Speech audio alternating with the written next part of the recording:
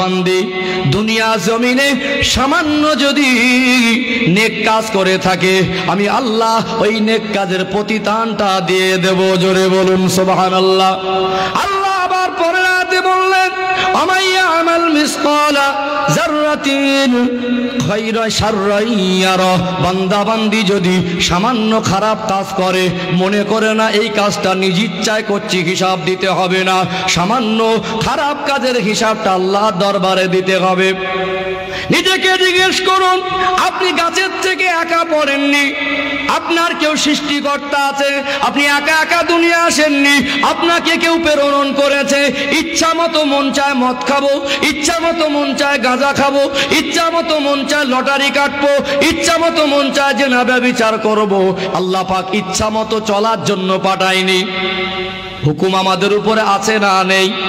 ভালো যদি না লাগে আপনি বেরিয়েও যদি চলে যান, আমার আল্লাহর কোনো ক্ষতি হবে না। আপনি যদি আল্লাহকে না ডাকেন, আমার আল্লাহর কোনো ক্ষতি হবে না। ক্ষতিটা হবে কার? নিজের। মরণের কথা স্মরণ করুন, নিজে নিজে একটু কবরের কথা স্মরণ করুন। এই দুনিয়া ছেড়ে চলে যাব, কিসের এত অহংকার, কিসের এত বড়াই? কেন গরিবকে দেখে ঘৃণা করি?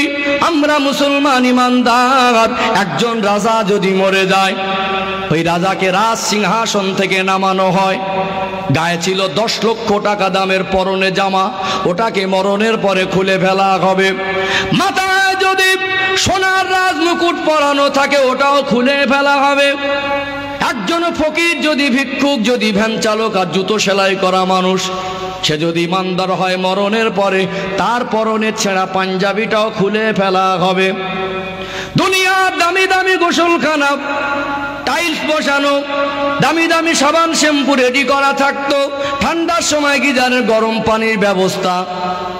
কত মনের মতো করে গোসল করেছেন। আহা, ইন্তেকালের পরে ওই গোসলখানায় আর নিয়ে যাবে না। নিজের গোসল নিজেকে আর করতে হবে না। বিদায়ী গোসল অন্যকে, আমাকে, আপনাকে করিয়ে দেবে। একজন রাজা আর একজন ফকির, একজন জুতো সেলাই করা মানুষ হোক আর ভিক্ষুক হোক, দুজনকে গোসল দিয়ে কাফন পরিয়ে দুটো খাটিয়ায় যদি কাফনের মুখগুলো বাঁধা থাকে, একটা অপরিচিত মানুষ এসে বলতে পারবে না কোনটা রাজার কোনটা ফকির। কিসের অত অহংকার? क्या तुम कब्रिस्तान के पास से कभी नहीं गुजारते? कब्र को देखकर अपने मौत को याद नहीं कर सकते? কখনো কি কবরের ধার থেকে যাও না? ভাঙা কবরটা দেখে কি নিজের মরণের কথাটা স্মরণ হয় না? কবরস্থানে গিয়ে দেখবেন পাশাপাশি দুটা কবর, কোনটা রাজার কবর কোনটা ফকিরের কবর, ওখানে কিন্তু দেখে চেনা যাবে না। ও ভাইরা, বোঝাতে চাইছি মউত আমাদের হবেই হবে। দুনিয়া ছেড়ে চলে যেতে হবে। আল্লাহ কাউকে ধনী করেছেন, আল্লাহ কাউকে গরিব করেছেন, অহংকার করা যাবে না। এটাই হলো ইসলাম। যদি রাজা যদি পিছনে পিছনে আসে, একজন ভিক্ষুক যদি জামাত শুরু হওয়ার আগে ইমামের পিছনে গিয়ে দাঁড়িয়ে যায়, রাজার অধিকার ইসলাম দেয়নি। ফকিরকে সরিয়ে দিয়ে ইমামের পিছনে আগের কাতারে জায়গা নেবে। এর নাম হলো ইসলাম। মানুষকে ভালোবাসুন, মানুষকে ধোঁকা দেবেন না। আল্লাহর ভয় বেশি বেশি করুন। ও যুবক ভাইরা, 5 ওয়াক্ত নামাজ পড়তেই হবে। এটা আমার আপনার জন্য অপরিহার্য। যত আমল করেন, যত ইবাদত করেন, যত জামা কাপড় ভালো পরেন, যত ভালো ভালো কথা বলেন, জীবনে যদি নামাজ না থাকে, আসসালাতু মিফতাহুল জান্নাহ, ওই ব্যক্তিটার নামাজের জান্নাতের চাবি হলো নামাজ। নামাজ ছাড়া ওর জন্য জান্নাত কোনোদিন সম্ভব নয়। রাগ করবেন না। আপনি জীবনে 50টা গালাগালি কি করে মুখস্থ করলেন? টাকার হিসাবগুলো কি করে করা শিখলেন? বেগুন কিনতে গিয়ে 3 বার পালট মারেন পোকা আছে কিনা, এটা হিসাব করে সবজিওয়ালার পয়সা দিলেন। আমার আপনার হিসাব আল্লাহ নেবে কি নেবে না? কি নিয়ে যাব? আপনি কেন সূরা ফাতিহাটা ঠিক করতে পারলেন না? গালাগালি দেওয়ার সময় তো গল গল করে দেন। হিংসা করতে পারেন, কেন রুকু সিজদাটা ভালো করে করেন না? কেউ কেউ নামাজ পড়ে, নামাজ এখন ডিজিটাল নামাজ হয়েছে। ও নামাজ নয়, ও হলো চোর, বড় চোর। নামাজের ভিতরে চুরি করলে ওই ব্যক্তি হলো বড় চোর। ও ভাইরা বাপেরা, না, জীবন পবিত্র করুন। আমি আলোচনা বোঝাতে চাইছিলাম আল্লাহ যেটা হুকুম করেছেন, হুকুম মানবার ভিতরে কামিয়াবি আছে না নেই? পৃথিবীর জমিনের শ্রেষ্ঠ পানি দিলেন আল্লাহ নবী পরিবারের উপরে পরীক্ষার মাধ্যমে। আজ আমার যুবকরা ওই শ্রেষ্ঠ পানি ভুলে আজকে আমার যুব সমাজ এক শ্রেণীর যুবকরা এরা মদ পানে আসক্ত হয়েছে না হয়নি? ভালো ভালো পরিবারের ছেলে মদ খেয়ে রাস্তার ধারে কুকুরের মতো পড়ে থাকে। এ জাতি কুকুরের মতো দাঁড়িয়ে পেশাব করা জাতি নয়, মদ খেয়ে রাস্তার ধারে কুকুরের মতো পড়ে থাকা জাতি নয়। আজান হবে, উজু করবে, পেশাব করে সাবধানতার সঙ্গে নিজেকে পবিত্র রাখবে, নোংরাগুলো ধুয়ে ফেলবে।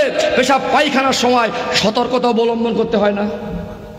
উজু ভেঙে গেলে উজু করবে, মোমেন নামাজ পড়ে নেবে, মৌতের জন্য তৈরি হয়ে থাকবে। আল্লাহ কখন নেবেন কাকে কেউ জানি না।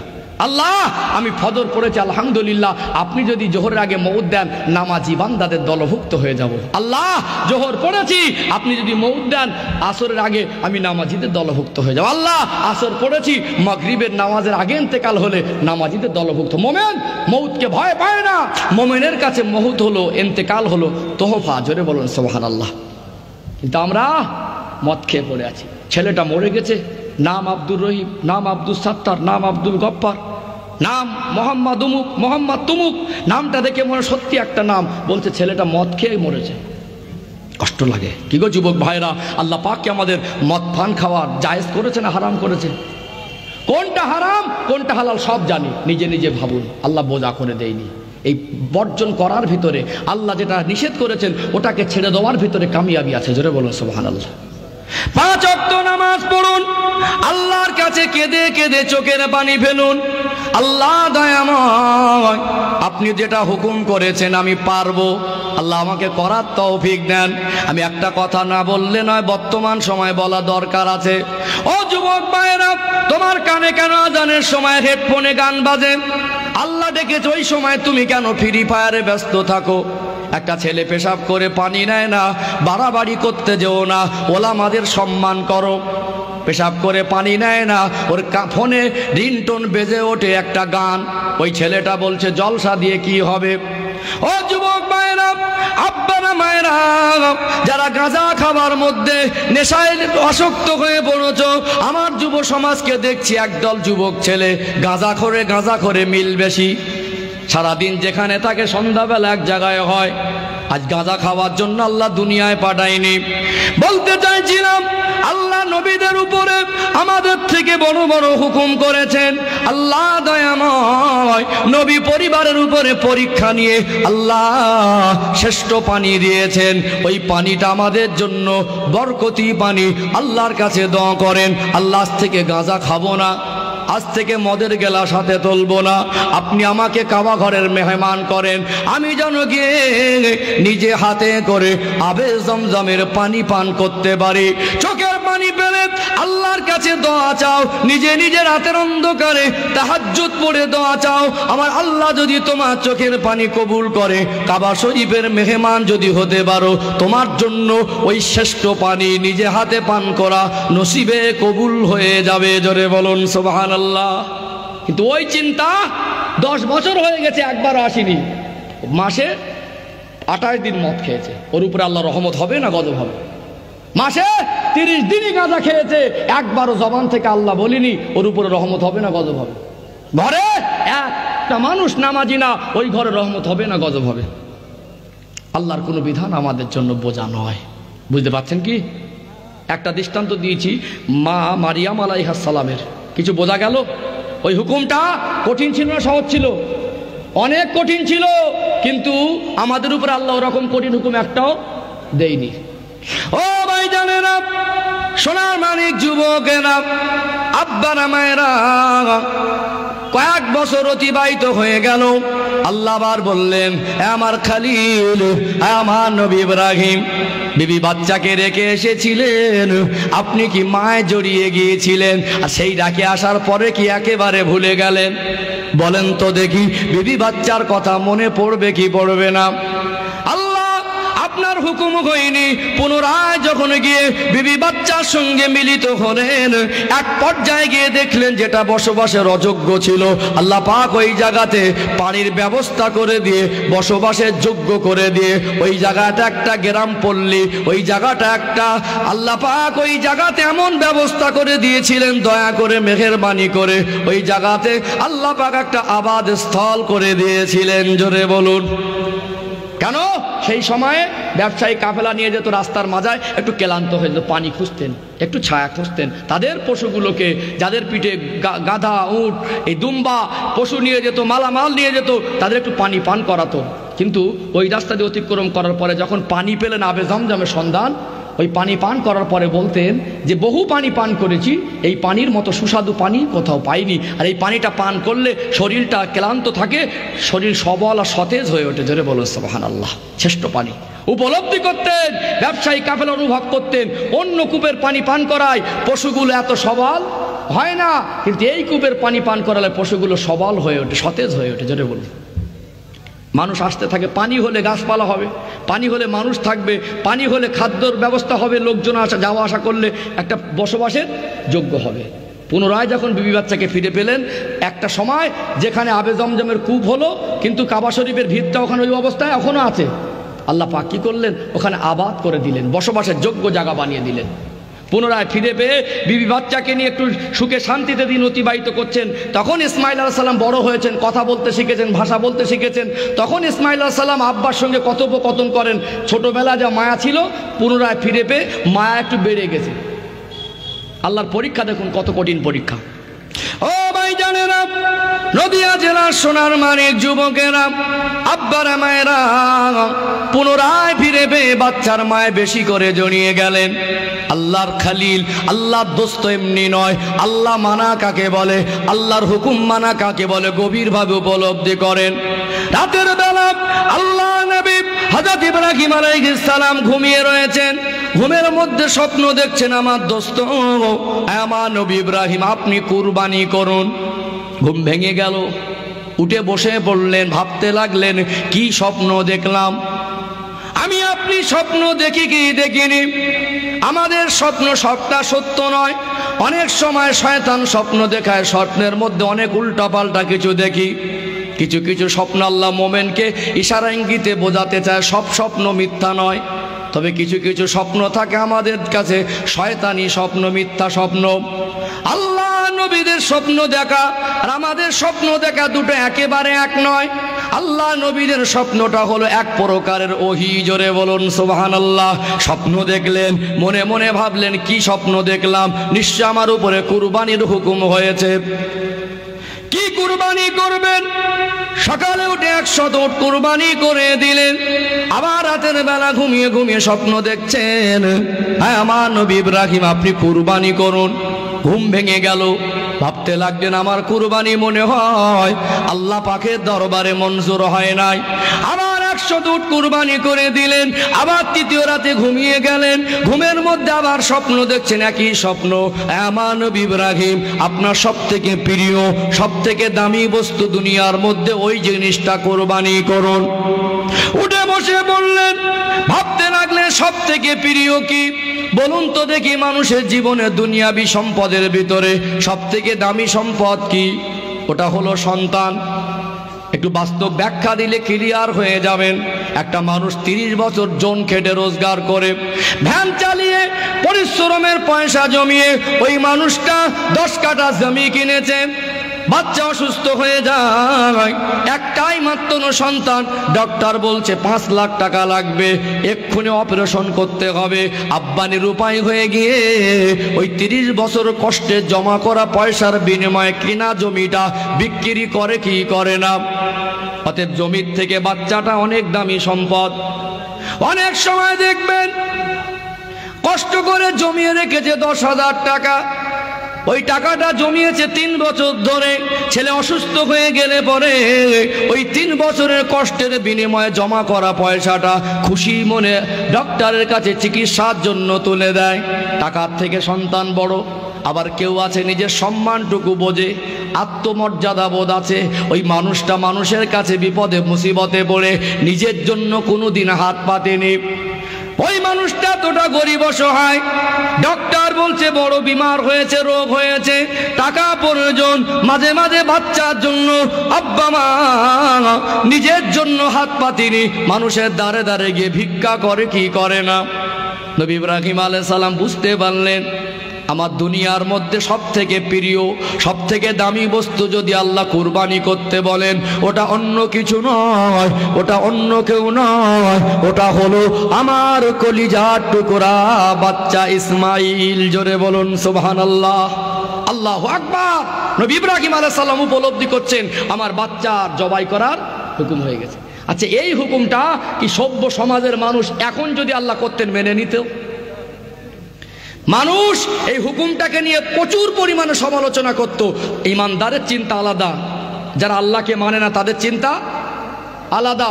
ইমানদার হয়তো আল্লাহর বিধান মেনে নিত, কিন্তু আল্লাহ এই সময় ঘটায়নি, তদানীন্তন সময় ঘটিয়ে এগুলো আমাদের জন্য দৃষ্টান্ত করে দিয়েছে, যাতে আমাদের মতো কমজোর ইমানদার এই ঘটনা থেকে ইমানটাকে মজবুত করতে পারি।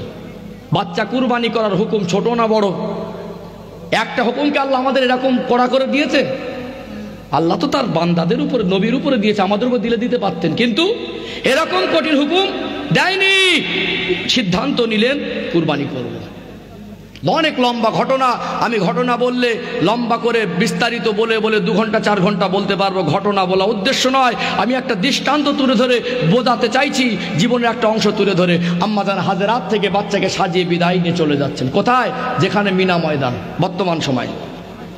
ছোট বাচ্চাকে সঙ্গে করে নিয়ে যাচ্ছিলেন। আজ হাজী বান্দারা হাসপাকে গিয়ে জামরায় শয়তানকে উদ্দেশ্য করে পাথর নিক্ষেপ করে।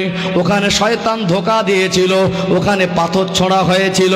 2 জন যাত্রী ছিলেন, বাপ বেটা নবী। ওই স্মরণে পাথর ছুঁড়ে মারা হয়। ও যুবক ভাইরা, আব্বারা মায়েরা, বাচ্চাকে নিয়ে যাচ্ছেন। ছোট বাচ্চার বাপের সঙ্গে ছেলের কথা হয়, পিতার সঙ্গে পুত্রের কথা হয়।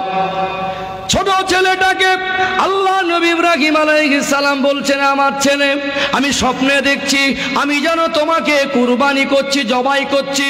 ছেলেটা জবাব দিয়েছিলেন, আব্বাজান আপনি ঠিকই দেখেছেন। আল্লাহ নবী ইসমাইল আলাইহিস সালাম আর নবী ইব্রাহিম আলাইহিস সালাম এই কুরবানির বিষয়ে কথোপকথন করছিল। যখন ছেলের কাছে নিজের এই স্বপ্নের ব্যাখ্যা দিলেন, ওই ছোট ছেলে নবী ইসমাইল আলাইহিস সালাম আব্বার সঙ্গে যে ভাষা কথা বলেছিলেন, আল্লাহ পাক বাড়ানো কমানো করেননি। নবী ইসমাইল আলাইহিস সালামের তখন বেশি বয়স নয়, তখন স্বয়ং সম্পূর্ণ ভালো করে নয়। ওই কথাটা আল্লাহর এত পছন্দ হয়ে গেল, ওই কথাটা আল্লাহ কপি করে কোরআন শরীফে তুলে দিয়েছেন। কি বলেছিলেন? ক্বালা ইয়া আবা তিফআল মা তুমার সাতাজিদুনি ইনশাআল্লাহু মিনাস সাবিরিন। ছোট ছেলে নবী ইসমাইল আলাইহিস সালাম বলেন, ক্বালা ইয়া আবা তিফআল মা তুমার, হে আমার পিতা, আপনার উপরে যেমন হুকুম হয়েছে ওইটা পালন করুন। সাতাজিদুনি ইনশাআল্লাহু মিনাস সাবিরিন। কোরআন শরীফের আয়াত বলছি, আল্লাহ পাক সেই ঘটনাগুলো কোরআন শরীফে দৃষ্টান্ত দিয়েছেন। বলছেন আমি অধৈর্য হব না, আমি রাগ করব না, আপনার প্রতি অসন্তুষ্ট নয়, আমাকে জবাই করবেন, কুরবানি করবেন, আমার কোনো আপত্তি নাই। সাতাজিদুনি ইনশাআল্লাহু মিনাস সাবিরিন, বরং আপনি আমাকে ধৈর্যশীল সবরকারীদের মধ্যে পেয়ে যাবেন। বিভিন্ন কিতাব ইতিহাস এসেছে, হয়তো আপনি একটা পড়লে ইতিহাস কম বেশি 19-20 হতে পারে, বিতর্ক করবেন না। আমি ক্লিয়ার করে দেই একটা কথা বাস্তব বলে। কেন অনেক এখন মানুষ অনেকে মন দিয়ে ভালো হওয়ার জন্য শুনতে আসে, অনেক মানুষ আবার ডিভাইড করার জন্য, মানুষ কোনটা ভুল বলে কোনটা ঠিক বলে, আমার মতে কি ওর মতে কি, একটু অশান্তি করার নিয়ত নিয়ে আসে। আপনাদের এলাকার কথা বলছি না, বাস্তব বলছি। 10টা মানুষ আপনাদের স্টপেজে দাঁড়িয়ে থাকবেন, একটা ইঞ্জিন ভ্যান বা টুকটুকি ভ্যান আর মোটর সাইকেল যদি অ্যাক্সিডেন্ট হয়, 10টা মানুষ যদি এক জায়গায় দাঁড়িয়ে 10 জন স্পটে দেখে, ওই 10 জনের ব্যাখ্যা একই রকম হবে না, 19-20 হবে। বুঝতে পারেননি? একটা টুকটুকির সঙ্গে একটা মোটর সাইকেল অ্যাক্সিডেন্ট হলো, 10 জন স্পটে দেখেছে, 10 জনকে আলাদা আলাদা শুনবেন, পুরো কি হুবাহু মিল পাবেন? অনেক সময় ইসলামের কিছু ইতিহাস, ইসলামের কিছু কথাকে নিয়ে না একটু 19-20 হলে ওটাকে না ঝগড়া বাঁধিয়ে দেয়। কথা বোঝা গেছে? ঝগড়া করবেন না। ও ভাই জানেরা, সোনার মানিক যুবকেরা, আব্বারা মায়েরা, ছোট বাচ্চা ইসমাইল আলাইহিস সালাম আব্বাকে বলছেন, আব্বা যখন আমার গলায় ছুরি চালাবেন আপনার চোখটা কাপড় দিয়ে বেঁধে নেবেন। কারণ কি, আপনি আমায় বড় মায়া করেন। আমার গলায় যদি আপনি পিতা হয়ে ছুরি চালান, আমার চেহারার দিকে যদি নজর চলে যায়, আপনি আমার মায়ায় জড়িয়ে যাবেন। আল্লাহর পরীক্ষায় উত্তীর্ণ হওয়াটা আপনার জন্য কঠিন হয়ে যাবে। বাচ্চার মুখের দিকে দেখে দেখে ছুরি চালানো সহজ না কঠিন? ও ভাইজানেরা, আমার ছোট ছেলেটা বলে, আব্বা যে ছুরিটা দিয়ে আমায় জবাই করবেন, ছুরিটা একটু ভালো করে ধার দিয়ে নেবেন। পর্যাপ্ত পরিমাণে ধার যদি না থাকে আমার গলায় ছুরি চালাবেন, গলাটা কাটতে যদি দেরি হয়ে যায় আপনি হয়তো সন্তানের প্রতি মায় জড়িয়ে পড়বেন। আমার আব্বা, আপনি আমার হাত পা বেঁধে নেবেন, হয়তো কষ্টে পা ছোটাছুটি করব। আপনি আমার পিতা, সন্তানের লাঠিটা যদি পিতার গায়ে গিয়ে লেগে যায় বেয়াদবি হয়ে যাবে। ছোট বাচ্চাকে নিয়ে নিজের চোখটা বেঁধে নিলেন, ছুরিটা পর্যাপ্ত ধার দিয়ে নিলেন। আল্লাহর হুকুম বানা কাকে বলে? আল্লাহর বিধানটা এসেছে কুরবানি করা, একবারও পিছু পা হলেন না। আল্লাহকে কতটা ভালোবাসেন, আল্লাহর হুকুমকে কতটা প্রাধান্য দেন। আল্লাহ মানা কাকে বলে? আল্লাহর উপরে বিশ্বাস কাকে বলে? ছোট বাচ্চার গলায় ছুরি চালাচ্ছেন, নিজের চোখটা বাঁধা, বাচ্চার হাত পা বাঁধা, বিসমিল্লাহ আল্লাহু আকবার বলে ছুরি চালায়। আল্লাহ ছুরির উপরে অর্ডার করে দিয়েছিলেন, আমার সৃষ্টি খবরদার যেন বেয়াদবি করবি না, আমার নবী ইসমাইলের শানে বেয়াদবি করবি না, আমার ইসমাইলের জন্য একটা পশমেও আঘাত না হয়। নবী ইসমাইল আলাইহিস সালাম জমিনে শোয়া, আল্লাহর খলিল, আল্লাহর নবী ইব্রাহিম আলাইহিস সালাম শরীরের সমস্ত শক্তি একত্রিত করে ছুরিটা চালায়। আর ছুরি তো নবী ইসমাইল আলাইহিস সালামের শানে বেয়াদবি করে না, কারণ কি আল্লাহর হুকুম। ছোট ছেলেটা বলে, আব্বা মায়ে জড়িয়ে গেলেন নাকি? ছুরি চালাচ্ছেন, লাগে না কেন? আর আব্বা যে জোরে চালাচ্ছেন, নাচতে চালাচ্ছেন, এটা আল্লাহ জানে কি জানে না? ওই বাচ্চাটাও বোঝে না, গলা কাটে না, একটু অতিষ্ঠ হয়ে গেলেন। চোখের বাঁধন খুলে দেখলেন গলায় আছেন অন্য জায়গায়, দেখলেন ঠিকই আছে। টান মেরে ছুরিটাকে ছুঁড়ে ফেলে দিয়েছিলেন, মনে করলেন ছুরির ধার কমে গেছে। ওই ছুরিতে এত ধার ছিল, যেখানে লেগেছিল গিয়ে ওই জায়গায় ছুরির ধারের নিশানা পড়ে গিয়েছিল। আবার তুলে আনলেন, চোখটা বেঁধে নিলেন, আবার বাচ্চাকে জবাই করবেন, আল্লাহর হুকুম। ও যুবক ভাইরা, এইরকম হুকুম আল্লাহ আমাদের দেয়নি। আল্লাহ আমাদের প্রত্যেকটা হুকুম সহজ করে দিয়েছেন, যেটা পারবো না আল্লাহ ওটা দেয়নি। নবীদের উপর আল্লাহর হুকুম অনেক বড় বড় ছিল। আবার যখন চোখটা বেঁধে বাচ্চার গলায় ছুরি ধরলেন, আল্লাহ বলেছে, জিবরাইল দেরি করা যাবে না। আমার উপরে যে ভরসা করে, আমাকে যে এতটা মানে, আমাকে এতটা ভালোবাসে সন্তানের থেকে বেশি, ওই বান্দার ক্ষতি করতে পারবো না। তাড়াতাড়ি যান, জান্নাত থেকে দুম্বা নিয়ে যান। নবী ইসমাইল আলাইহিস সালামকে উঠিয়ে নিয়ে ছুরির তলায় দুম্বা শুইয়ে দেন। ওই জায়গাতে দুম্বা শুইয়ে দিয়েছিলেন। আল্লাহ পাক হেফাজতে তার নবীকে হেফাজত করলেন, কিন্তু চোখটা বাঁধা। যখন ছুরি চালালেন, দুম্বা জবাই হয়ে গেল, হাতে রক্ত লেগে গেল।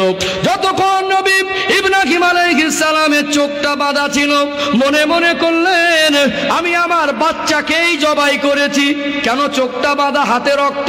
চোখটা খুলে দেখলেন ওটা বাচ্চা নয়, আল্লাহ নবী ইসমাইল আলাইহিস সালামকে হেফাজত করেছেন, তার পরিবর্তে দুম্বা জবাই হয়ে গেছে।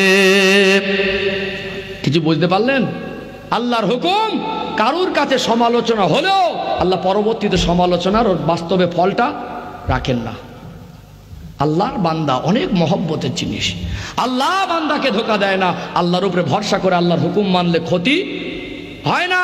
দুটো দৃষ্টান্ত তুলেছি মানুষের চিন্তায়, দুটোর কিন্তু ফল ক্ষতি দেখাচ্ছিল, বাস্তবে সেটা নয়। সম্মানিত উপস্থিতি, আপনার আমার ভাই, আপনার আমার আব্বা, যাদের মুখে দাড়ি নেই, দাড়ি ছেড়ে দেন। কথা বুঝতে পারছেন কি? কেন রাখতে পারছেন না নিজেকে জিজ্ঞেস করুন তো। আমি একটু বাস্তবের সঙ্গে ব্যাখ্যা দেবো। একটা দাবি ছোট করে মাজায় করে নেই একটু।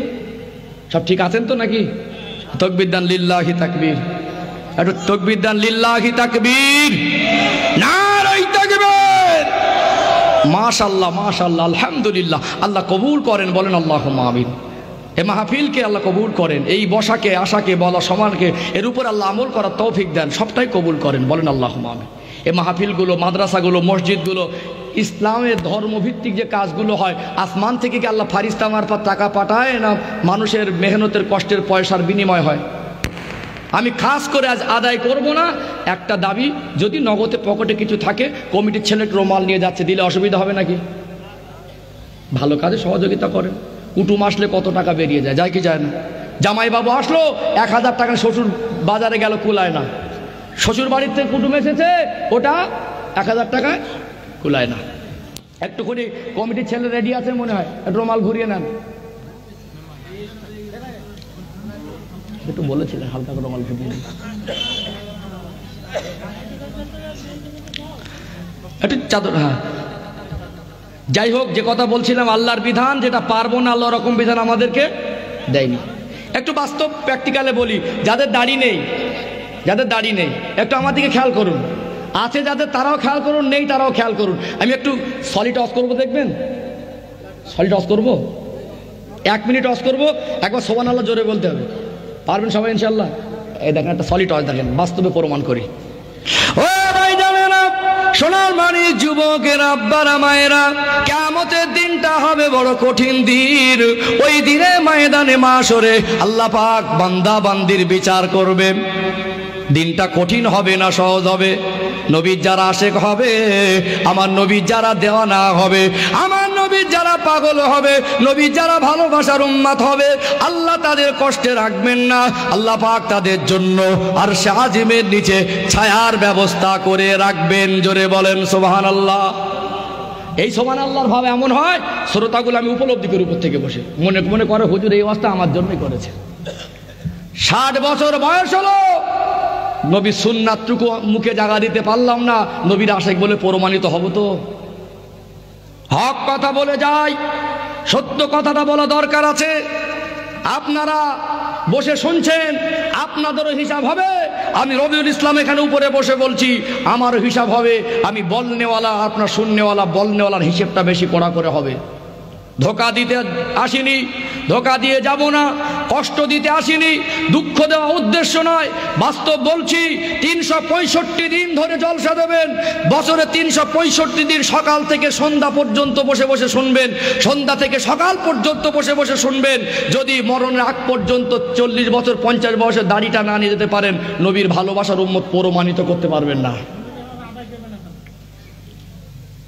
এমন করে আমরা মাঝে মাঝে সুবহানাল্লাহ বলি, মনে মনে হয় যে হুজুর এটা আমার জন্যই বলেছে, অথচ আমার নামাজ নেই, অথচ আমার 3টে কলেমা মুখস্থ নেই, অথচ আমার ভিতরে আল্লাহর ভয় নেই, আল্লাহর বিধান মানিনি। জান্নাত কারুর নানার বাড়ি নয়, হিসাব সবাইকে দিতে হবে। একটা বাস্তব চিত্র তুলে ধরি, একটা বাস্তব উদাহরণ দেই। আপনারা জ্ঞানী মানুষ, আমার কথাটা বাস্তবের সঙ্গে মিলিয়ে নেবেন, কথাগুলো একটু গভীরভাবে উপলব্ধি করুন। আমি উদাহরণস্বরূপ বলছি, উদাহরণস্বরূপ মনে করুন আপনাদের এলাকায় একটা বড় মসজিদ আছে, শুনছিলাম পাশে নাকি পুরনো একটা বড় মসজিদ আছে, আল্লাহর ঘর, আলহামদুলিল্লাহ, পুরনো মসজিদ, একটা ঐতিহ্য।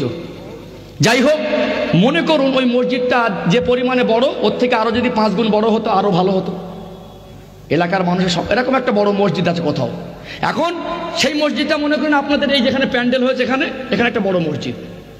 মাঝে মাঝে ইমাম সাহেব হয়তো তার ব্যক্তিগত কারণে, বা তিনি হয়তো কোনো সরকারি চাকরিতে জয়েন করার কারণে ইস্তফা দিয়ে চলে গেল, হয়তো মাঝে মাঝে এরকম। এখন একটা ইমাম খুঁজতে হবে, ইমাম ছাড়া মসজিদ চলবে? একটা ইমাম দরকার আছে না নেই? এখন সবাই বলছে যে ইমাম ঠিক করো।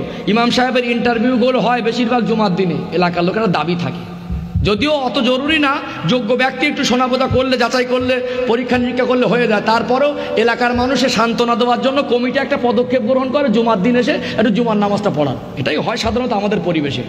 তো 4 সপ্তাহ 4টে ইমাম এসেছে, নামাজ পড়িয়েছে, এলাকার লোকের পছন্দ হয়নি।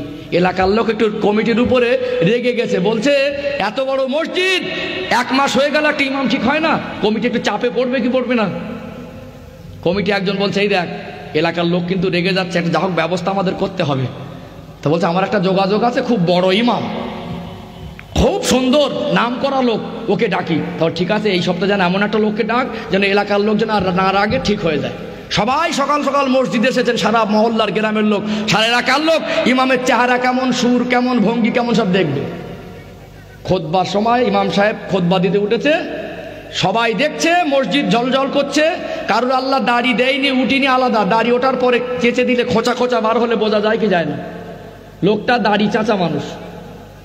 ওই দিন ইমাম সাহেবের মুখের দিকে দেখার পরে মসজিদ একটু উত্তপ্ত হবে না?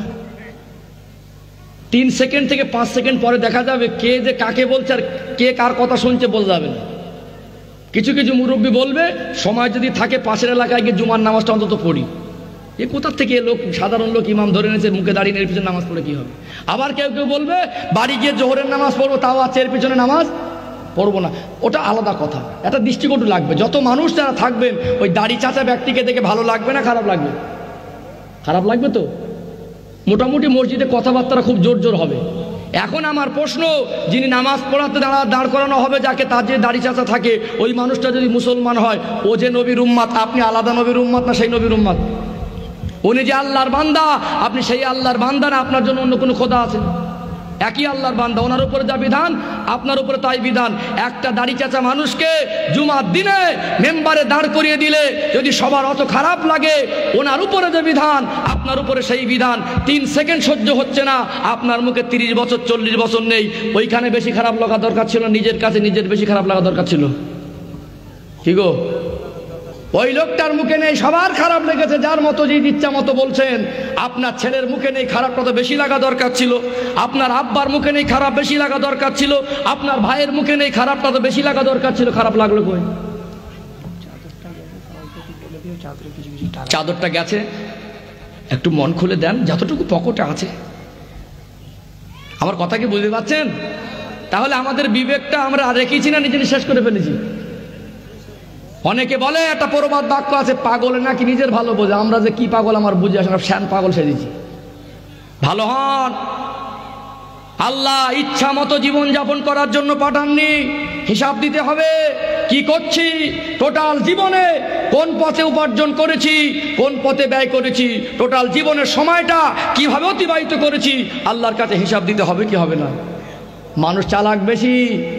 আজ থেকে 20 বছর আগে এত ধোঁকাবাজ ছিল না, আমফান ছিল না, বুলবুলি ঝড় ছিল না, করোনা ভাইরাসও ছিল না।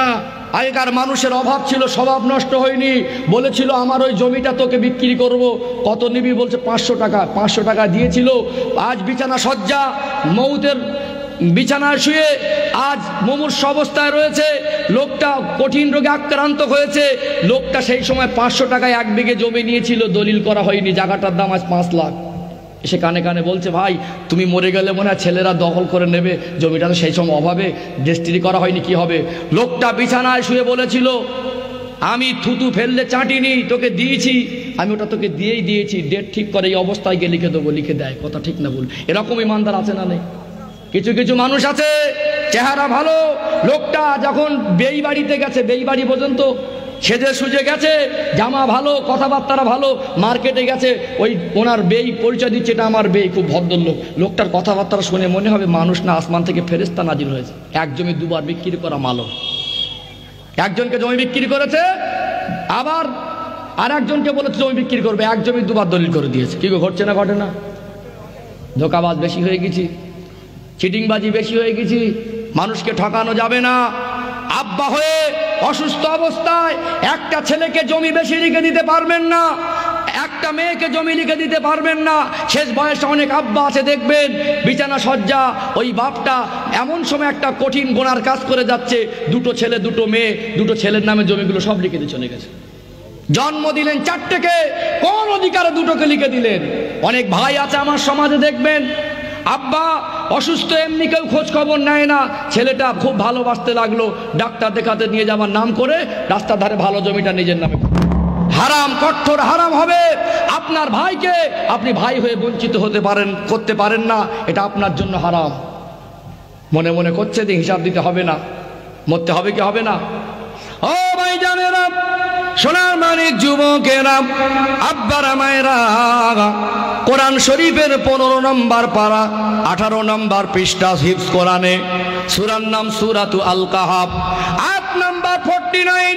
49 নম্বর আয়াত খুলে দেখবেন আল্লাহ পাক কোরআন শরীফে বললেন ওয়া উদিয়াল কিতাব ফাতারাল মুজরিমিনা মুশফিকিনা মিম্মা ফি ওয়া ইয়াকুলুনা ইয়া ওয়াইলাতানা মা লিহাযাল কিতাব লা ইউগাদিরু সাগীরাতান ওয়ালা কাবীরাতান ইল্লা আহসাহা ওয়াজাদু মা আমিলু হাদিরা ওয়ালা ইয়াজলিমু রাব্বিকা আহাদা।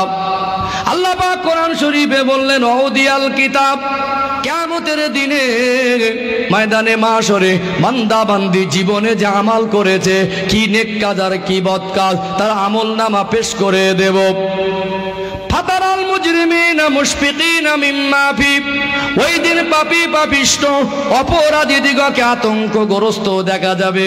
ওয়া ইয়াকুলুনা, তাদের জবান খুলে যাবে, তারা বলতে থাকবে মা লিহাযাল কিতাব, আল্লাহ পাক কি আমলনামা, একই খাতা, একই আশ্চর্য আমলনামা, লা ইউগাদিরু সাগীরাতান ওয়ালা কাবীরাতান ইল্লা আহসাহা ওয়াজাদু মা আমিলু হাদিরা ওয়ালা ইয়াজলিমু রাব্বিকা আহাদা।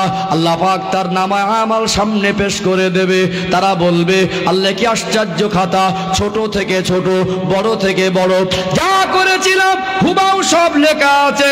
আল্লাহ বলছেন আমি আল্লাহ তার আমলনামা তার সামনে পেশ করে দেব, বান্দা বান্দির উপরে জুলুম করব না। আজ দেখছেন এই সময় মোবাইল হাতে হাতে, এই মোবাইলের ভিডিও রেকর্ডিং করলে যেমন অঙ্গভঙ্গি করেন হুবাহু রেকর্ডিং হয় কি হয় না?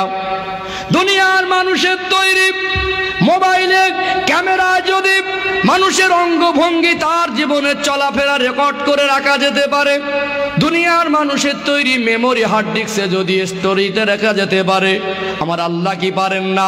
বড় বড় নাফরমান গুলো কি ছোট ছোট নাফরমান, কি নেকির কাজ আর কি ভালো কাজ, আমার আল্লাহ কি বান্দা বান্দির নামায়ে আমলটা হেফাজত করে রাখতে পারেন কি পারেন না? দুনিয়ার মানুষের তৈরি ক্যামেরার ছবি ঘোলা ঝোপসা হতে পারে, দুনিয়ার মানুষের তৈরি হার্ড ডিস্ক মেমোরি ড্যামেজ খারাপ হয়ে যেতে পারে। আল্লাহ বান্দা বান্দির আমলনামায় যেটা জমা করে রাখবেন, ওই ক্যামেরার ছবি ঘোলা ঝাপসা হবে না, আর ওই আল্লাহ রেখে দেওয়া ওই আমলনামার খাতা কোনোদিন ডিলিট হবে না, ফরম্যাট হবে না। আমার আল্লাহ চাইলে বান্দা বান্দির সব নামায় আমলটা আমার আল্লাহ পাক বান্দা বান্দির কাছে পেশ করে দেবে। একটু নিজে নিজে ভাবেন, আর কতদিন নিজের ইচ্ছায় চলবো, আর কতদিন মন মর্জি চলবো?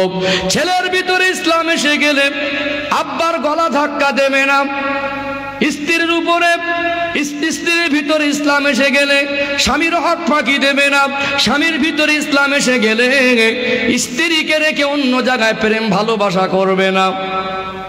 ভাইয়ের ভিতরে ইসলাম আসলে ভাই বোনদের ঠকিয়ে অসুস্থ বাবাকে নিয়ে জমি নিয়ে নেবে না। আব্বার ভিতরে যদি ইসলাম এসে যায়, আব্বা হয়ে শেষ বয়সে একটা ভাইকে বোনকে বঞ্চিত করে আর একটাকে বেশি লিখে দেবে না। ধনীদের উপরে ইসলাম এসে যায়, গরিবদের ঘৃণা করবে না, যাকাত দিতে তাদের বলতে হবে না। আজ আমরা ইসলাম মুখে মেনেছি, কাজে মানি না, এর জন্য তো আমাদের অবনতি, এর জন্য আমাদের বিপদ মুসিবত। নিজের ইচ্ছা মতো চলে শান্তি পাবেন না, শান্তি আছে ইসলামটা মেনে নেওয়ার ভিতরে। আমার কথা বুঝতে পাচ্ছেন কি পারেন না? বুঝতে পাচ্ছেন? তাহলে নামাজ যারা জানেন না, নামাজ শিখুন। নামাজ কোনো হালাতে মাপ নেই, কাজা হয়ে গেলেও কাজা পড়ে দিতে হবে, তবে যথেষ্ট কারণ ছাড়া নামাজ কাজা করা যাবে না। আল্লাহ আমাদের কোনো হুকুম বোঝা করেন, নিজের মনকে জিজ্ঞেস করবেন প্রত্যেক দিনে চলার পথে এই কাজটা আমার করা দরকার ছিল, এটা আমার জন্য এক্ষুনি করা দরকার, এটা আল্লাহর হুকুম, আমি এটা পারবো না পারবো না, নিজে নিজে বোঝা যায় না? ওই হিসেবটা করবেন, আমি বলতে হবে না, আমার কি বলবো, নিজের মন বলবে এটা আমি পারবো, তাই আল্লাহ দিয়েছে। কিছু বুঝতে পারলেন আমার কথা? আমি যুব সমাজকে একটা বার্তা দেবো, যুবক ভাইদের বলি, কেন ভাই গুনাহ করাচ্ছ? স্টোরিতে ফেসবুকে একটা অর্ধনগ্ন মেয়ের ছবি দিল, তার সঙ্গে একটা গান আট করে দিল। এটাই ঘটছে অধিকাংশ। প্রত্যেক দিনে ও রাতের বেলা ঘুমাচ্ছে, একটা গোনার ঘুমাচ্ছে বটর আমল নামার খাতা অটোমেটিক গোনা হচ্ছে। কারণ কি? গান ওলা একটা অর্ধনগ্ন মেয়ের ছবি ফেসবুকের স্টোরিতে দিয়ে দিচ্ছে। স্টোরি বোঝো তো যুবক ভাইরা? কেন দেবো ভাই, আমি মুসলমান। কিছু অপদার্থ অযোগ্য স্বামী আছে, নিজেকে বড় শিক্ষিত মনে করে, ইসলামী বিধানের মূল্য দেয় না, জানে শোনে আমার ওয়াইফের অর্ধনগ্ন ছবিটা আমি ফেসবুকে পোস্ট করতে পারি না, কিন্তু কি করে কোথাও বেড়াতে গেল। আপনাদের মুর্শিদাবাদের বিখ্যাত জায়গা কি হাজারদুয়ারি, তাই তো নাকি? হাজারদুয়ারি বেড়াতে গেছে, মেয়েটার বয়স 16 বছর, বিবির বয়স 28 বছর, পেটে পিঠে কাড়ি নেই, শাড়ি নেই, কাপড় নেই, পর্দা নেই, শাড়িগুলো পরিয়েছে মশারির মতো পাতলা, মেয়ের মাথায় বুকে ওড়না নেই, তিনজন মিলে সেলফি তুলে ফেসবুকে পোস্ট করছে, এটা আমার ওয়াইফ। আরো কষ্টের সঙ্গে বলি, বিবাহ করতে গেছে একটা যুবক ছেলে, সবে মাত্র বিবিকে নিয়ে গাড়িতে উঠেছে, এখনো ঘরে আসেনি, তার আগে সেলফি তুলে স্টোরিতে দিয়েছে এটা আমার বিবি। মেয়েটাকে সাজানো আছে শরিয়াত মোতাবেক নয়, নেটের মতো পাতলা একটা ওড়না, গলায় ফুলের তোড়া, মেয়েটার মেকআপ করা, এত পাতলা শাড়ি পরিয়েছে, পেটের পিঠের বুকের অংশ দেখা যাচ্ছে। ওই যুবক সবে মাত্র বিবাহ বন্ধনে আবদ্ধ হয়েছে, যখনই বিবাহ সম্পূর্ণ হয়েছে তখন থেকে ওর স্ত্রী ওর জন্য হালাল, ওর উপরে দায়িত্ব এসে গেছে। বিবির ছবিটা অর্ধনগ্ন করে ফেসবুকে ছাড়া শরিয়াতকে পারমিশন দেয়নি। আজ হারাম কাজ করার কারণে আপনি গুনাহগার হচ্ছেন, আর তার ইফেক্টটাও অন্য জায়গায় পড়ছে। ওই বিবিটা 6 মাস ওর বন্ধুর সঙ্গে পালিয়ে গেছে, দেখছে। তাই তো আমার বিবিটা তো সুন্দরী না, এই বন্ধুর বিবিটা আমার ফেসবুকে দেখেছে, কোনো কোনো মিষ্টি মিঠাই নিয়ে বাড়ি গিয়ে বন্ধুত্ব করে 2 দিন 4 দিন, হুজুর আমার বউ পালিয়েছে। এর পিছনে তুমি দায়বদ্ধ নয়। তুমি কেন হারাম কাজ করছো? হারাম কাজ করলে পদে পদে বিপদ হবে। অনেক যুবক ছেলে আছে, আজ দেখছি মোবাইলে রিংটনে গান বাজে। কেন ভাই? আমরা শ্রেষ্ঠ নবীর উম্মত, তোমরা আমার ভাই, আজ তোমাদের ফোনে কেন রিংটনে গান বাজবে? কলার টোনে তুমি কেন গান সেট করেছো? তুমি কেন গুনাহ করাচ্ছ? এতগুলো মানুষ আছেন, বলুন তো দেখি, কেউ ইন্তেকালের পরে সে কি চায় তার কানের ধারে হরিনাম আর গান বাজুক? কথা বুঝতে পারেননি? আপনি বেঁচে থাকবেন কতক্ষণ কি গ্যারান্টি আছে? বাজারে বেরোলেন, পকেটে মোবাইল ফোন, আপনি মরে গেলেন, রাস্তায় পড়ে রইলেন, আপনার বুক পকেটে ফোনে দেরি হচ্ছে, মা বাবা ফোন করলো, প্রতিবেশী কেউ ফোন করলো, মরা মানুষের কানের ধারে গানটাই তো বেজে উঠলো। এতটুকু বিবেক নেই, এতটুকু বুদ্ধি নেই। আমরা জেনে শুনে সজ্ঞানে এই কাজগুলো 1 দিন 2 দিন 1 মাস বছরকে বছর করে চলছি, আর শুধু বলছি আল্লাহ আমাদের দিকে দেখে না। আল্লাহ বড় দয়াময়, আল্লাহ বড় মেহেরবান, বান্দাকে এত ভালোবাসে। আসমান আর জমিনের নিচে যতটা খালি জায়গা, এত বড় পরিমাণ যদি কারুর গুনার বোঝা হয়ে যায়, পৃথিবীর সব থেকে যদি বড় গুনাহগার হয়, ওই গুনাহগারের গুনাহ যত বেশি হোক, আমার আল্লাহর দয়া ওই গুনাহগারের উপরে তার থেকে আরো বেশি। জোরে বলেন সুবহানাল্লাহ। একটু ব্যাখ্যা দেই। অত বড় গুনাহগার জীবনে ভুল করে যদি গুনাহ করে, আর মসজিদে আজান হয়, ওই গুনাহগারকে বাদ দিয়ে নয়, হাইয়া আলাস সালাহ, হাইয়া আলাল ফালাহ, ডাকটা মুয়াজ্জিনের নয়, আওয়াজটা মুয়াজ্জিনের। ডাকটা কার? সবাই মিলে জোরে বলেন ডাকটা কার? আরো জোরে বলেন ডাকটা কার? হাইয়া আলাস সালাহ। পৃথিবীর ভিতরে সব থেকে উৎকৃষ্ট জায়গা আল্লাহ পাকের ঘর মসজিদ, ওখানে আপনাকে ডাকছে বান্দা চলে এসো। হাইয়া আলাল ফালাহ, হে আমার মান্যওয়ালারা চলে এসো মঙ্গলের দিকে, চলে এসো নামাজের দিকে।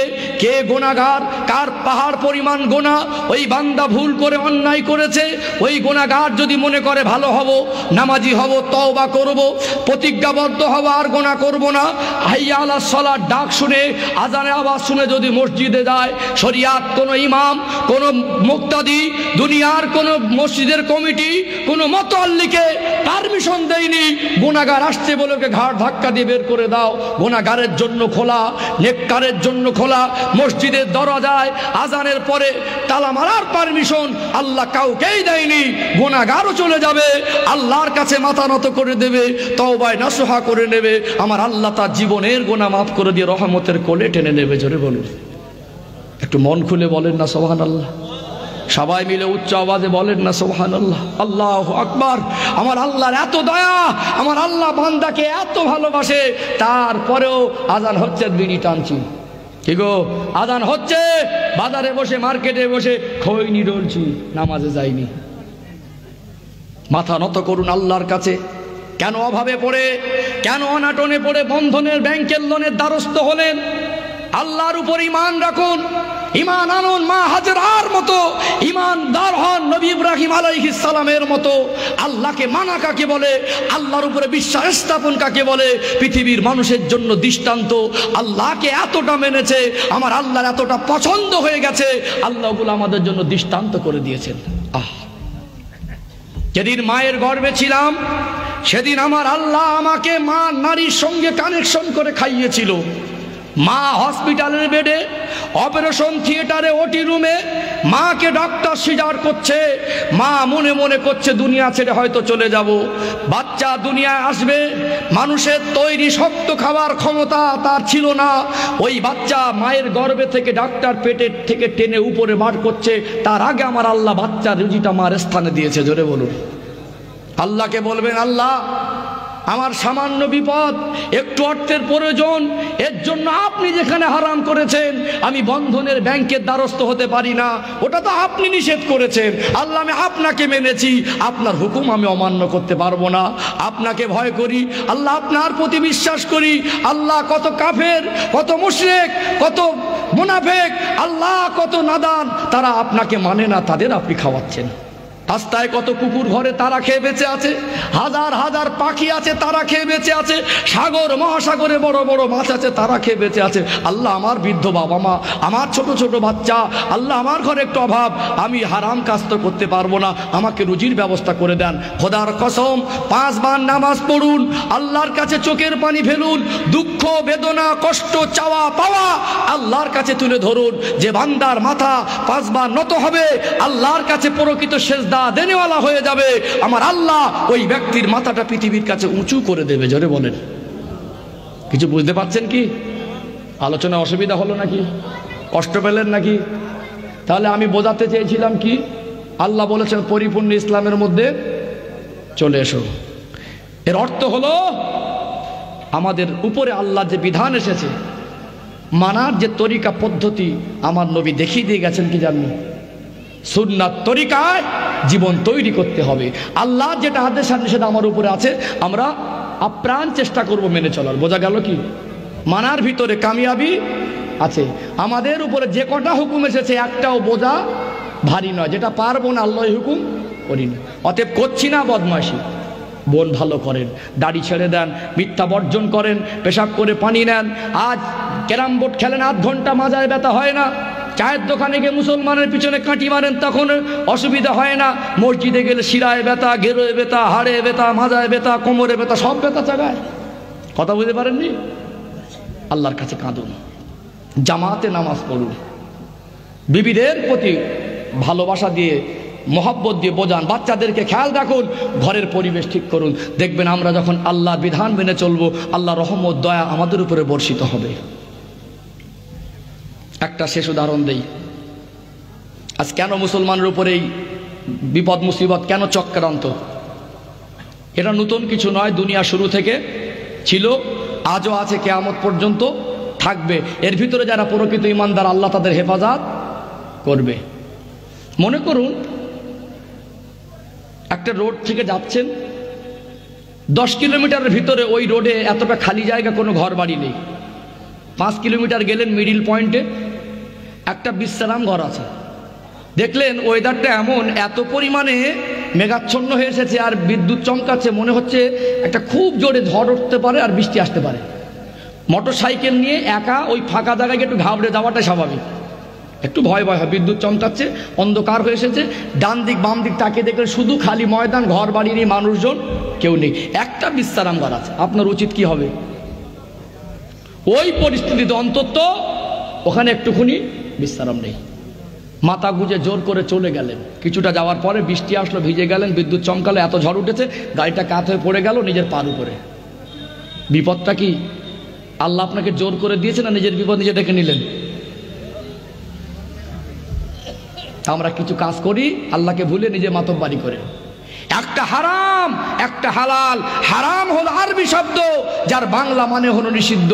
হারাম ফতোয়া দিতে গেলে, কোনো বিষয় হারাম বলতে গেলে তার পিছনে যথেষ্ট কারণ থাকে, ক্ষতিকারক জিনিসটাই হারাম। আল্লাহ বান্দাকে বান্দিকে যেটা হারাম ঘোষণা করেছে ওর ভিতরে ক্ষতি আছে, বান্দার ভালো চেয়ে সাবধান করেছে, ওটা হারাম যেও না। কথা কি বুঝলেন? হারাম কাজে গেলে বিপদ হয়। হারাম কাজ করলে বিপদ হয়, হারাম জিনিস খেলে বিপদ হয়। সবসময় হারামকে এড়িয়ে চলার চেষ্টা করবেন। আমার কথা কি বুঝতে পারলেন? আল্লাহর বিধান মানার ভিতরে কামিয়াবি আছে। এক পর্যায়ে আল্লাহ পাকের নবী ইব্রাহিম আলাইহিস সালাম ওই পরীক্ষায়ও উত্তীর্ণ হলেন। এত কঠিন হুকুমের ভিতরে মানুষের চিন্তায় ক্ষতি ছিল, কিন্তু বাস্তবে ক্ষতি হয়নি। আবার পুনরায় সুখের জীবন পেলেন। আল্লাহ হুকুম করেছিলেন যে আমার খালিল, আমার ইব্রাহিম, আপনি ওখানেই কাবা ঘর আছে, ওখানে কাবা ঘর সংস্কার করুন। আল্লাহ জান্নাত থেকে পাথর পাঠিয়েছিলেন, ওই পাথরটা আল্লাহর কুদরতি ক্ষমতা উপরে উঠত। কাবা ঘরটা দুই বাপ বেটা নবী সংস্কার করলেন। আল্লাহ পাক নিদর্শন স্বরূপ নবী ইব্রাহিম আলাইহিস সালামের পায়ের ছাপটা ওই মাকাম ইব্রাহিমে পাথরের উপরে তুলে দিয়েছেন। জোরে বলেন সুবহানাল্লাহ। মানুষ হয়তো হেসে উড়িয়ে দিত, মিথ্যা বলে উড়িয়ে দিত। আল্লাহ যেটা ঘটায়, আল্লাহ যেটা বান্দার জন্য দৃষ্টান্ত বানায়, আল্লাহ যেটা বান্দার জন্য শিক্ষার বানায়, আমার আল্লাহ সেটাকে বান্দার কাছে ঠিক হেফাজতে রেখে পৌঁছে দেন। জোরে বলুন সুবহানাল্লাহ। কিছু বুঝতে পারলেন? ওই জায়গাটা ছিল বসবাসের অযোগ্য। আবে জমজমের কূপ হলো, কাবাঘর সংস্কার হলো, বসবাসের যোগ্য হলো। নবী পরিবারের উপরে পরীক্ষার পরে উত্তীর্ণ হলেন, আল্লাহ খুশি হলো। আমি আর আগে বাড়াবো না। ওই প্রধান বক্তা এসেছে? ও আচ্ছা আচ্ছা, যাই হোক, কথা বুঝতে পারছেন কি? তাহলে কাল থেকে নামাজ পড়বো না কারা? একটু হাত তোলেন তো দেখি। সব তো চালাক, বোঝেন তো। আমি মনে করি আমি চালাক, কিন্তু আমার থেকে আপনারা বেশি চালাক। তাহলে কাল থেকে সবাই পড়বেন, এটাই বলতে চাচ্ছেন? কি ওয়াজ করছি বুঝে আসে না। বিড়ি খাওয়ার ওয়াজ করে ছেড়ে দিচ্ছি, বিড়ি খেতে খেতে বাড়ি যাচ্ছে। কি ওয়াজ করছি বুঝে আসে না। বাপ মাকে খেদমত করার কথা বলছি, সকালবেলা রাত জেগে বাপকে মেরে তারপর ঘুমাচ্ছে। কি গো, ভালো হন, নিজেকে নিজে বুঝতে, নিজের ভালোটা বুঝতে শেখেন। সবসময় মনে করবেন মরে যাব। ও ভাই জানেরা, সোনার মানিক যুবকেরা, আব্বারা মায়েরা, এতগুলো মানুষ আপনারা বসে আছেন, একটা কথা বলেন তো, আমরা যদি নবী পাক হায়াতে থাকা অবস্থায় মক্কা জমিনে আসতে পারতাম, আমার নবীর পিছনে যদি নামাজ পড়তে পারতাম, দয়ার নবীর মজলিসে যদি বসার মতো সৌভাগ্য আমার হতো, আমার নবীর যদি কাছে কাছে পেতাম, মনটা ভালো বেশি লাগতো না কম লাগতো? অনেক খুশি হতো। মনটা এমন হলে, আমার মনে মনে হয় এমন হলে খুব ভালো হতো। কিন্তু একটু গভীরভাবে উপলব্ধি করুন, আল্লাহ নবীর সাহাবারা যেমন নবীকে পেয়েছেন, তাদের উপরে আল্লাহর পরীক্ষা এসেছেন কি আসেননি? আজ আপনি নবীকে সরাসরি না পেলেও, নবীকে সরাসরি দেখা না পেলেও আমার নবীর উম্মত তো হয়েছেন। নবীর ভালোবাসুন, মিথ্যা নয়, বেকার নয়। নবীর ভালোবাসার মতো উম্মত হতে পারলে, নবীর তরিকায় জীবন তৈরি করতে পারলে, আমার রাসূলুল্লাহ রেখে যাওয়া সুন্নাত তরিকায় জীবন সাজাতে পারলে, আল্লাহ পাক আপনাকে মোমেনদের দলভুক্ত করে দেবে। আমার যুব সমাজের দৃষ্টি আকর্ষণ করি, ও যুবক ভাইরা, আল্লাহ নবী বলেছেন যুবকদেরকে আমি বেশি বেশি ভালোবাসি। ইসলামে যত আঘাত এসেছে, যুবকরা বেশি বেশি আমার সাথ দিয়েছে। আল্লাহর নবী মদিনার মসজিদে নববী শরীফে বসে আছেন। আল্লাহ নবীর উপরে কোরআন পাকের আয়াতে কারিমা নাজিল হয়ে গেল, ওয়াসারিউ ইলা মাগফিরাতিম মির রাব্বিকুম ওয়া জান্নাতিন আরদুহাস সামাওয়াতু ওয়াল আরদু উইদ্দাত লিল মুত্তাকিন। ওয়াসারিউ, ছুটে ছুটে এসো, ইলা মাগফিরাতিম মির রাব্বিকুম, তোমার রবের ক্ষমার দিকে, ওয়া জান্নাতিন আরদুহাস সামাওয়াতু ওয়াল আরদ, আল্লাহ পাক শুধু ক্ষমা করবেন না, আসমান আর জমিনের মাঝে যতটা খালি জায়গা অত বড় জান্নাত দিয়ে দেবেন। এই আয়াতে কারিমা নাজিল হওয়ার পরে নবী আমার সাহাবাদের ব্যাখ্যা দিলেন। আল্লাহ নবী মজলিসে বসে থাকা সাহাবারা খুশিতে বাগে বাগ হয়ে গেলেন। সাহাবায়ে কেরামেরা এতটা আনন্দিত হয়ে গেলেন, কেননা এই সংবাদটা ছোট সংবাদ নয়। এই আয়াতে কারিমার অর্থটা হলো বান্দা বান্দির কামিয়াবির দিকে যাওয়ার একটা সংবাদ। আল্লাহ নবী বললেন, আল্লাহ ক্ষমা করার ওয়াদা দিয়েছেন, ক্ষমা করে দেবেন। ক্ষমা করার পাশাপাশি আল্লাহ পাক তার জান্নাতের ঘোষণা দেবেন। এই কথাটা শোনার পরে সাহাবারা বলতে লাগলেন, ইয়া রাসূলুল্লাহ, হাবিবাল্লাহ, দুনিয়ায় যদি বেঁচে থাকা অবস্থায় ক্ষমার জান্নাত হাসিল করতে পারি, ক্ষমার জান্নাত যদি আমরা সুসংবাদ পেয়ে ওই কাজটা করতে পারি, এটাই হবে জীবনের সবথেকে বড় কাজ। একটা মানুষ যদি ক্ষমা পায় আর জান্নাতের ঘোষণা পায়, এর থেকে বড় কামিয়াবি আর কি হতে পারে? এর থেকে বড় কামিয়াবি আর কিছু আছে? আল্লাহ আমার ক্ষমা করে নিষ্পাপ করে দেবেন আর জান্নাতের ঘোষণা করে দেবেন। মুমিনের কাছে তো বড় পাওনা ক্ষমার জান্নাত, যে ক্ষমার জান্নাত পেয়ে গেল সে কামিয়াব হয়ে গেল। সাহাবারা বলছেন, হুজুর কি কাজ করলে ক্ষমার জান্নাত আল্লাহ দেবে? আল্লাহ নবী বললেন, আল্লাহ দেবেন ওয়াদা দিয়েছেন, কিন্তু কাজটা খুব সহজ নয়, কঠিন কাজ। ইয়া রাসূলুল্লাহ, যত কঠিন হোক, যদি ক্ষমা জান্নাতের সংবাদ থাকে সেই কাজটা আমরা করব। আল্লাহ নবী বললেন, মাল দিতে হতে পারে দেব, জান দিতে হতে পারে দেব। প্রথম যুদ্ধ হয়েছিল বদরের যুদ্ধ, দ্বিতীয় যুদ্ধ হয়েছিল উহুদের যুদ্ধ। আল্লাহ নবী বললেন, প্রথম যুদ্ধে পরাজিত হয়ে ফিরে গিয়ে ফের বড় পরিকল্পনা করেছে, আবার ইসলামকে বিটিয়ে দেওয়ার চক্রান্ত করেছে। এবার আমার সঙ্গী হয়ে জিহাদের মাঠে যারা যাবে, আল্লাহ পাক তাদেরকে ক্ষমার জান্নাতের সুসংবাদ দিচ্ছেন। জোরে বলুন সুবহানাল্লাহ। সাহাবারা খুশি হয়ে গেলেন। আল্লাহ নবী বললেন, বাবারা, ক্ষমার জান্নাত মুখের কথা নয়, আমার সঙ্গী হয়ে যাবে। হতে পারে ওটাই জীবনের শেষ যাওয়া, আর হয়তো বাড়ি ফেরা হবে না। সাহাবা হুজুররা পিছু পা হলেন না। ইয়া রাসূলুল্লাহ, যদি মরতে হয় আপনার কদমে, ওটা মরণ নয়, ওটা শাহাদাত নসিব হয়ে যাবে। মরণ তো একদিন হবে, যদি মৌতের বিনিময়ে ক্ষমার জান্নাত পাই, এর থেকে বড় পাওনার কিছু হতে পারে না। সাহাবায়ে কেরামেরা আল্লাহ নবীর দরবারে নাম নথিভুক্ত করাচ্ছেন। আল্লাহ নবী বললেন, যখন ডাক আসবে দেরি করা যাবে না, তাড়াতাড়ি বাড়ি চলে যান। যদি বাবা মা থাকে, যদি সন্তান থাকে, যদি বিবি থাকে, একটু দেখা করে কথাবার্তারা বলে নেন। ও যুবক ছেলেরা, আমার নদিয়া জেলার যুবক ভাইয়েরা, নবীকে পেয়ে তারা কেমন পরীক্ষায় পড়লেন। অর্ডার হয়েছে জান দিতে হতে পারে, কিন্তু পিছু পা হননি। আজ আমাদেরকে আল্লাহ 5 বার ডাকে, জান দেওয়ার ডাক নয়, ভালোবাসার ডাক আমরা যাইনি। আর সাহাবারা জান দেওয়ার ডাকে আগাচ্ছেন। আল্লাহ নবীর কথা শুনে বাড়ি চলে গেলেন।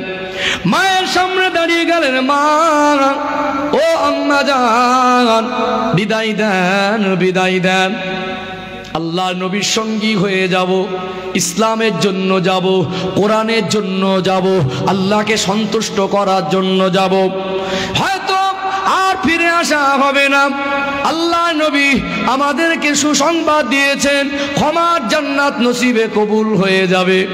মার চোখে পানি, বাচ্চা মায়ের মুখের দিকে দেখে, মা গুলো কেঁদে কেঁদে বলে, বাবা ছেলে, এই কান্না দুঃখের কান্না নয়, এটা হলো আনন্দের কান্না। আল্লাহ নবী ডেকেছেন। আল্লাহ যদি ডাকেন, আমি মা হয়ে সন্তানকে বাধা দিতে পারবো না। ও আমার কলিজার টুকরা সন্তান, যাও বাবা, বাধা দেব না। ফিরে যদি আসো নসিব মনে করব। শহীদ যদি হয়ে যাও, দুঃখিত হব না, দুঃখ প্রকাশ করব না, নিজেকে গর্বিত আর আনন্দিত মনে করব। কেননা কিয়ামতের দিন শহীদের মা হয়ে উঠব। ও ভাইজানেরা, সোনার মানিক যুবকেরা, আব্বারা মায়েরা, যুবক যুবক ছেলেগুলো, নবীর সাহাবাগুলো আব্বার কাছে দাঁড়িয়ে গেলেন, ও আব্বা জান, বিদায় দেন, বিদায় দেন। আর হয়তো দেখা হবে না, আল্লাহ নবীর সঙ্গী হয়ে যাব। আমার নবীর উপরে যদি আঘাত আসে, আমার সিনাটাকে আমি ঢাল করে দেবো। নিজের জানের বিনিময় হলে আমার নবীকে আমি হেফাজত করব। আব্বা বলেছিল, বাবা ছেলে বাধা দেব না। ইসলামের জন্য, কোরআনের জন্য যদি জান দেওয়ার ডাক আসে, আল্লাহ যদি ডাকে, আমি আব্বা হয়ে বাধা দিতে পারবো না। যাও বাবা, দোয়া করি, ফিরে যদি আসো নসিব মনে করব। শহীদ যদি হয়ে যাও, কিয়ামতের দিন আনন্দ বোধ করব, কেননা শহীদের আব্বা হয়ে উঠব। আহা যুবক ছেলেরা, তোমরা আজ কেন নোংরা কাজে লিপ্ত? সাহাবা হুজুরদের আব্বাগুলো শহীদের আব্বা হয়ে উঠবে, শহীদের মা হয়ে উঠবে। আর আমরা যারা এমন কুকর্মে লিপ্ত হয়ে পড়েছি, আর সন্তানের কারণে আমাদের বাপ মারা হয়েছে চোরের বাপ মা। উমুকের ছেলে চোর বলে কি বলে না? আমরা কি কুপথে চলেছি? বিবেক আমাদের কোথায়? আল্লাহর ভয় কোথায়, মরণের স্মরণ কোথায়? আজ আমরা মদ খেয়ে পড়ে থাকি, আমাদের বাপ মার পরিচয় হলো মদখোরের বাপ মা। দুঃখ লাগে কি লাগে না? আমাদের বাপ মার পরিচয় হলো ছেলেটা বড় বদমায়েশ ছেলে, অপরের মেয়েকে ভাগিয়ে নিয়ে চলে গেছে। জীবন তৈরি করেন, জীবন পরিবর্তন করেন। ও যুবক ভাইরা, এই যুবক সাহাবীগুলো সবে মাত্র বিবাহ করেছে কয়েকদিন, বিবির কাছে দাঁড়িয়ে গেলেন, ও প্রাণের বিবি বিদায় দেন, বিদায় দেন। আল্লাহর নবী ডেকেছেন, আল্লাহর নবীর মনে কষ্ট দিতে পারবো না। আল্লাহ ডাকে দিলে যদি জিহাদের ময়দানে যেতে পারি, আল্লাহ সংবাদ দিয়েছেন, আল্লাহ কোরআন শরীফ নাজিল করেছেন, ওয়াসারিউ ইলা মাগফিরাতিম মির রাব্বিকুম ওয়া জান্নাতিন আরদুহাস সামাওয়াতু ওয়াল আরদ। ছুটে ছুটে এসো ক্ষমার রবের ক্ষমার দিকে।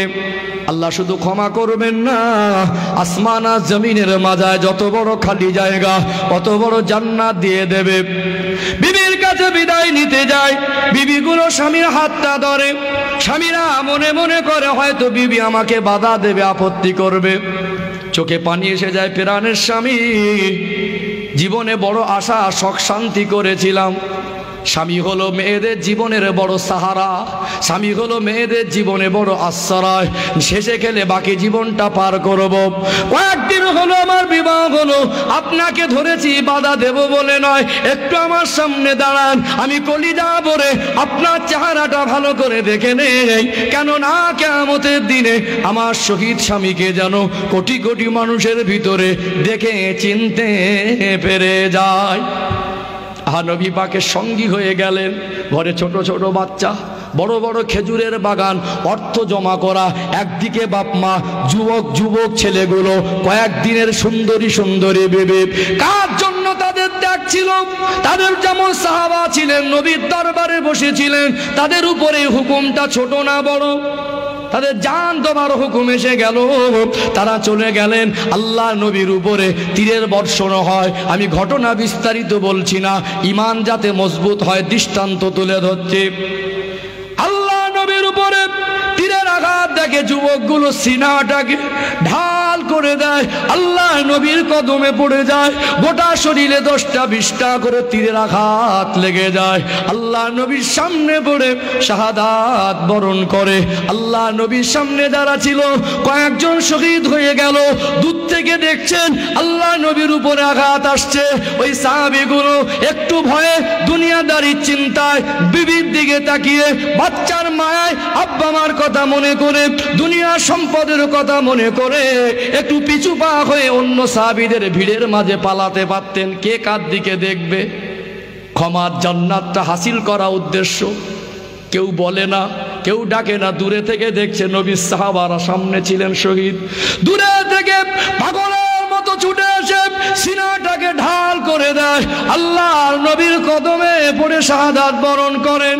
ও যুবক ভাইরা, আল্লাহ নবী যুদ্ধ শেষের পরে কান্নায় ভেঙে পড়লেন। কিছু কিছু সাহাবীর শরীরে 70টা পর্যন্ত আঘাত। কি করেছি ইসলামের জন্য, কতটা ভালোবাসি নবীকে আর আল্লাহকে। ঘরের মায়, বিবির মায়া ঘর ছাড়তে পারো না। আল্লাহ 5 বার ডাকে সাড়া দিতে পারিনি, জান দেবার ডাক তো আসেনি। তারা যেমন সাহাবী ছিলেন, জান দেবার ডাক এসেছে। যেমন আল্লাহ নবী করেছিলেন, বাচ্চা কুরবানির হুকুম এসেছে। যেমন নবীর স্ত্রী আর নবীর মা হয়েছিলেন আম্মা জান হাজেরা, ওই নির্জন জায়গায় তাকে থাকতে হয়েছে। আল্লাহ আমাদের জন্য এত বড় হুকুম এখনো দেয়নি সহজ। কেন মানছি না? যুবক সাহাবীগুলো জান কুরবান করলেন। আল্লাহ নবী কাঁদেন, বাবারা এটাই হলো মউত, এটাই হলো জীবন, এটা মউত নয়, এটা হলো শাহাদাত। এই শহীদান হুজুরদের উপরে আল্লাহর কোরআনের আয়াত নাজিল হয়েছিল। শহীদানদের সম্পর্কে কোরআন শরীফে আয়াতে কারিমা আছে না নেই? আলা তাকুলু লিমান ইউকতালু ফি সাবিলিল্লাহি আমওয়াত বাল আহইয়া।